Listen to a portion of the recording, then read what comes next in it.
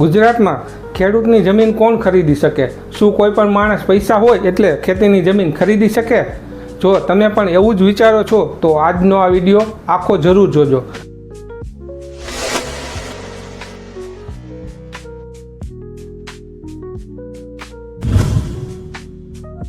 કારણ કે ગુજરાતમાં ખેતીની જમીન ખરીદવા માટે એવા કાયદા છે જે જાણ્યા વગર લાખો રૂપિયા ફસાઈ શકે છે અને ઘણા લોકો માત્ર એક ભૂલના કારણે કોર્ટ કચેરીના ચક્કર ખાઈ રહ્યા છે. આજે આપણે સરળ ભાષામાં સમજવાના છીએ કે ખેડૂતની જમીન કોણ ખરીદી શકે, નોન ફાર્મર જમીન ખરીદી શકે કે નહીં, કલેક્ટર પરમિશન શું છે અને અંતે હું તમને એક સચ્ચાઈ જેવી ઘટના પણ કહીશ જેને સાંભળ્યા પછી તમે પણ ચોંકી જશો. મિત્રો, ભારતમાં ખેતીની જમીન સામાન્ય પ્રોપર્ટી જેવી નથી. ફ્લેટ, દુકાન કે પ્લોટ જેવા તેના નિયમો નથી. ખેતીની જમીન માટે અલગ કાયદા બનાવવામાં આવ્યા છે જેથી ખેડૂતોની જમીન બચી રહે અને મોટા લોકો બધા ખેતરો ખરીદે ન લે. ગુજરાતમાં મુખ્યત્વે Bombay tenancy and agriculture land act 1948 અનુસાર નિયમો લાગુ પડે છે. હવે સીધો પ્રશ્ન, ખેડૂત કોને કહેવાય? ઘણા લોકો માને છે કે ગામમાં રહેતો માણસ એટલે ખેડૂત, પરંતુ કાયદા પ્રમાણે એવું નથી. સામાન્ય રીતે જેના નામે 7/12ના ઉતારામાં કૃષિ જમીન હોય અથવા જે વારસાઈથી ખેતી સાથે જોડાયેલો હોય અને રેવન્યુ રેકોર્ડમાં ખેડૂત તરીકે નોંધાયેલો હોય તેને ખેડૂત માનવામાં આવે છે. એટલે માત્ર ખેતીનો શોખ હોય એટલે તમે ખેડૂત બની જતા નથી. હવે વાત કરીએ સૌથી મહત્ત્વની, શું નોન ફાર્મર ખેતીની જમીન ખરીદી શકે? સામાન્ય રીતે જવાબ છે નહીં. ગુજરાતમાં બિન ખેડૂત વ્યક્તિ સીધી કૃષિ જમીન ખરીદી શકતી નથી. ઘણા લોકો માને છે કે પૈસા હોય એટલે બધું ખરીદી શકાય, પણ ખેતીની જમીનના કેસમાં કાયદો અલગ રીતે કામ કરે છે. જો કોઈ નોન ફાર્મર જમીન ખરીદવા માંગે તો તેને કલેક્ટરની મંજૂરી લેવી પડે છે અને દરેક કેસમાં મંજૂરી મળે એવું પણ નથી. હવે તમે વિચારતા હશો કે આ કલેક્ટર પરમિશન શું હોય છે? માનો કે કોઈ શહેરમાં રહેતો માણસ ફાર્મ હાઉસ બનાવવા માટે ગામમાં જમીન ખરીદવા માગે છે તો તે સીધી રજિસ્ટ્રી કરાવી શકતો નથી. પહેલાં તેને સરકાર પાસે અરજી કરવી પડે છે, કારણ જણાવવું પડે છે, દસ્તાવેજો આપવા પડે છે અને પછી કલેક્ટર ઓફિસ નિર્ણય લે છે કે જો નિયમ મુજબ યોગ્ય લાગે તો મંજૂરી મળે. ઘણા લોકો અહીંથી સૌથી મોટી ભૂલ કરે છે. તેઓ કોઈ એજન્ટની વાતમાં આવી જાય છે. એજન્ટ કહે છે કે પૈસા આપો બધું થઈ જશે. પછી ખોટા ખેડૂત સર્ટિફિકેટ બનાવવામાં આવે છે, ખોટા દસ્તાવેજો તૈયાર થાય છે અને પછી વર્ષો પછી સરકાર તપાસ કરે ત્યારે આખી જમીન કબજે થઈ જાય છે. એટલે કાયદો સમજ્યા વગર ક્યારેય ખેતીની જમીન ખરીદવી નહીં.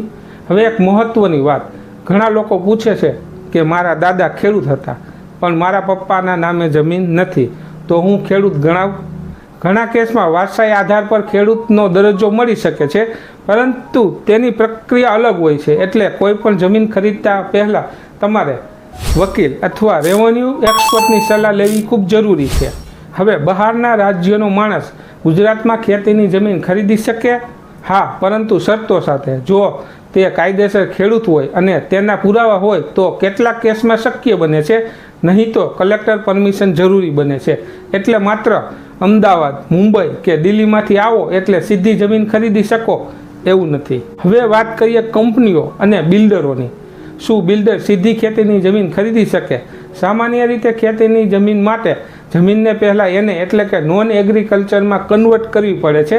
ત્યારબાદ જ ઇન્ડસ્ટ્રીયલ અથવા રેસિડેન્સ ઉપયોગ માટે મંજૂરી મળે. એટલે મોટો પ્રોજેક્ટમાં પણ કાયદાકીય પ્રક્રિયા ખૂબ લાંબી હોય છે. મિત્રો, સૌથી મહત્ત્વની વાત, જમીન ખરીદતા પહેલાં કયા દસ્તાવેજો ચેક કરવા? ઘણા લોકો માત્ર દસ્તાવેજ એટલે કે રજિસ્ટ્રી જોઈને ખુશ થઈ જાય છે, પરંતુ સાચી ચકાસણી તો અહીંથી જ શરૂ થાય છે. સૌથી પહેલાં 7/12નો ઉતારો ચેક કરો, પછી 8 ચેક કરો, હકપત્રક જુઓ, જમીન પર લોન છે કે નહીં તે તપાસો, કોઈ કોર્ટ કેસ છે કે નહીં તે તપાસો અને સૌથી મહત્ત્વનું, વેચનાર સાચો માલિક છે કે નહીં તેની ખાતરી કરો. હવે હું તમને એક ઉદાહરણ આપી સમજાવું. માનો કે મહેશભાઈ અમદાવાદમાં રહેતા હતા. તેઓએ વિચાર્યું કે ગામમાં એક સુંદર ફાર્મ હાઉસ બનાવવું જોઈએ. એક એજન્ટ મળ્યો. એજન્ટે કહ્યું બધું જ સેટ છે, તમે માત્ર પૈસા આપો. મહેશભાઈએ લગભગ 35 લાખ રૂપિયામાં ખેતીની જમીન ખરીદી લીધી. થોડા સમય પછી તેઓએ ત્યાં બાઉન્ડ્રી બનાવી, બોરિંગ કરાવ્યું, ફાર્મ હાઉસનું કામ શરૂ કર્યું. બધું સારું ચાલતું હતું. પરંતુ 2 વર્ષ પછી કલેક્ટર ઓફિસમાંથી નોટિસ આવી કે તપાસમાં બહાર આવ્યું છે કે મહેશભાઈ ખેડૂત નહોતા અને જે ખેડૂત સર્ટિફિકેટ આપવામાં આવ્યું હતું તે ખોટું હતું. હવે કેસ કોર્ટમાં ગયો, લાખો રૂપિયા ખર્ચાયા, ફાર્મ હાઉસનું કામ પણ બંધ થયું અને અંતે જમીન સરકારના કબજામાં જવાની સ્થિતિ આવી ગઈ. હવે વિચારો, એક નાની ભૂલના કારણે કેટલું મોટું નુકસાન થયું. એટલે મિત્રો, કોઈ પણ ખેતીની જમીન ખરીદ કરતાં પહેલાં કાયદાકીય તપાસ કરાવવી ખૂબ જરૂરી છે. ઘણા લોકો ફાર્મ હાઉસના નામે જ છેતરાઈ જાય છે. સોશિયલ મીડિયામાં વિડીયો જોઈને લાગે કે ગામમાં જમીન ખરીદવી બહુ જ સરળ છે, પરંતુ કાયદો ખૂબ કડક છે. જો તમે નિયમો વિરુદ્ધ જઈને જમીન ખરીદશો તો ભવિષ્યમાં મોટી મુશ્કેલી આવી શકે છે. હવે એક બહુ મહત્ત્વની વાત, ઘણા લોકો પાવર ઓફ અટર્ની દ્વારા સોદો કરે છે, પરંતુ દરેક પાવર ઓફ અટર્ની સુરક્ષિત હોય એવું નથી. એટલે સીધા માલિક સાથે ડીલ કરવી વધુ સારી ગણાય છે. મિત્રો, યાદ રાખજો, જમીન ખરીદવી એ જીવનનો સૌથી મોટો નિર્ણય હોઈ શકે છે.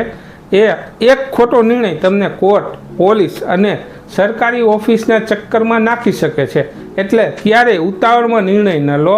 જો તમે ખેતીની જમીન ખરીદવા વિચારી રહ્યા હોય તો આ 5 વાતો ક્યારેય ભૂલશો નહીં. પહેલું, વેચનાર સાચો ખેડૂત છે કે નહીં તે તપાસો. બીજું, સાતબાર અને તમામ દસ્તાવેજો ચેક કરો. ત્રીજું, નોન ફાર્મર હોય તો કલેક્ટર પરમિશન વિશે માહિતી મેળવો.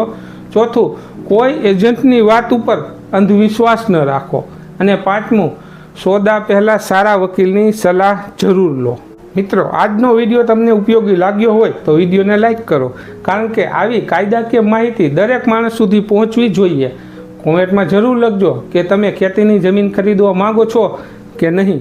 અને જો આવા વધુ કાયદાકીય અને જમીન સંબંધિત વિડીયો જોતા હોય તો ચેનલને સબસ્ક્રાઈબ કરીને બેલ આઇકોન જરૂર દબાવી દેજો, કારણ કે આગળના વિડીયોમાં આપણે વાત કરવાના છીએ 7/12ના ઉતારા શું છે અને તેમાં થતી સૌથી મોટી છેતરપિંડી કેવી રીતે ઓળખવી. હવે સૌથી કામના કાયદાની માહિતી આપતા વિડીયો એક જ જગ્યાએ જે સૌથી વધુ લોકો જોઈ રહ્યા છે, જે વિડીયોએ લાખો લોકોનું ધ્યાન ખેંચ્યું છે અને તેમને ઉપયોગી થયા છે.